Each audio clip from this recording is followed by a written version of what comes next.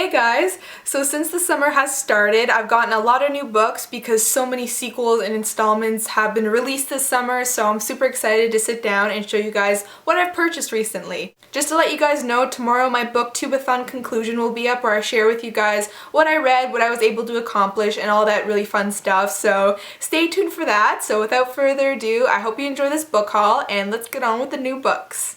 So you guys have seen this book in a video that I did recently, but I thought I'd show you again anyway. I recently purchased Eleanor Park by Rowell, and I did do a video on this where I reviewed it, so if you want to check that out, I'll leave the link down below. I raved and just totally gushed over this book in that video because I loved it. It was so fantastic, and I've never read anything like it before. I give this book a 5 out of 5 stars. It was fantastic. I'm so glad I bought it for myself to keep and have forever because it feels like a little gem and just a beautiful little thing I've come across and want to hold on to forever. So if you haven't checked it out, please do. It's amazing. The writing is phenomenal. The next book that I purchased is called The Fifth Wave and is by Yancey, who is also the author of the Monstermologist series. I've seen a lot of videos talking about this book, and I've seen this book in a lot of book hauls, so when I came across it in the bookstore, I saw the cover, I loved it even more in person, so I checked out the summary and it sounds so good. So the inside flap does an amazing job of kind of grabbing your attention and making you super interested in this book, so I'll read it out to you guys. After the first wave, only darkness remains. After the second, only the lucky escape, and after the third, only the unlucky survive. After the fourth wave, just one rule applies: trust no one. Now it's the dawn of the fifth wave, and on a lonely stretch of highway, Cassie runs from them. The beings who only look human, who roam the countryside killing anyone they see, who have scattered Earth's last survivors. To stay alone is to stay alive, Cassie believes, until she meets Evan Walker. Evan may be Cassie's only hope for rescuing her brother or even saving herself, but Cassie must choose between trust and despair, between defiance and surrender, between life and death, to give up or to get up. It sounds like such a cool dystopian / end of the world kind of novel. I'm so excited to read it and see what it's like, and I hope it lives up to all of my high expectations.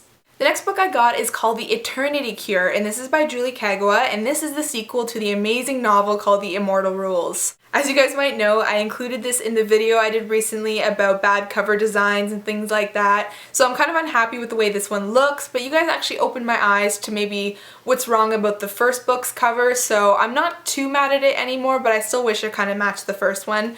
Anyways, I'm super excited to read this. The first book is phenomenal. The vampire story is incredible. I love the writing style, and it's so hard to put down. These books are amazing. I nearly jumped up and down in the bookstore when I saw this. I was so excited, so I'm very, very pumped to get into it, to read it and see what happens because I love the world Kagawa has created for this series. The next book that I got is called Mystic City, and it's by Theo, and I had heard nothing about this book whatsoever, but when I saw it in the bookstore, I was really drawn to the cover, the way it looks, the title, and definitely because of the summary as well. On the inside flap, it says that in this Manhattan, also known as Mystic City, the rich and the powerful live in the skyscrapers called the Aries. The poor live far below, in the squalor of the depths, alongside magic-wielding mystics who provide the energy that keeps the city pulsing. High in the Aries, Aria Rose is madly in love with Thomas Forrester, or so she's been told. Aria wakes up one day with huge gaps in her memory. She doesn't remember carrying on a secret romance with Thomas, the son of her father's sworn enemy, much less falling in love with him. And now she and Thomas are engaged, pledged to a union that promises to end the bitter political rivalry between their families once and for all. Then Aria meets Hunter, a gorgeous rebel mystic who holds the key to her past, but as she begins to unlock the dark secrets behind her memory loss, she risks losing her one true love forever. In a way, it kind of has Romeo and Juliet tied into it, with the whole two families are enemies and they're brought together based on their child's sworn love and romance.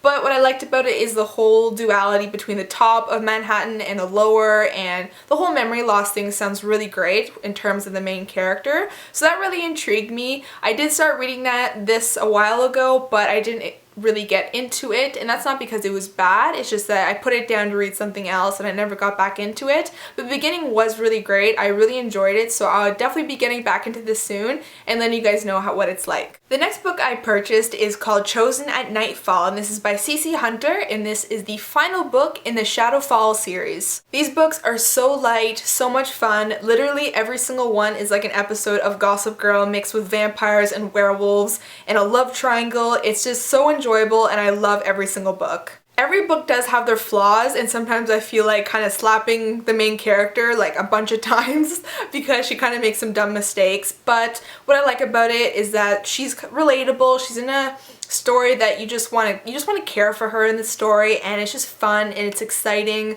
You get into it, you're captivated, there's no seriousness really to it, and that's why I like it. They're just what they are. I just like them a lot. The whole mixture of all the supernatural is great, and I definitely recommend it for you guys if you like romance and kind of paranormal mixed in with it.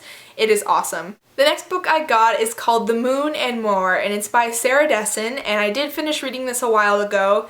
I liked it, but I didn't love it. This is her newest book featuring one of her new cover designs, and I did include this in my recent video talking about good redesigns, so I'll link that down below for those of you who haven't seen it. So basically, I did like it, but there's parts of it kind of stopping me from loving it.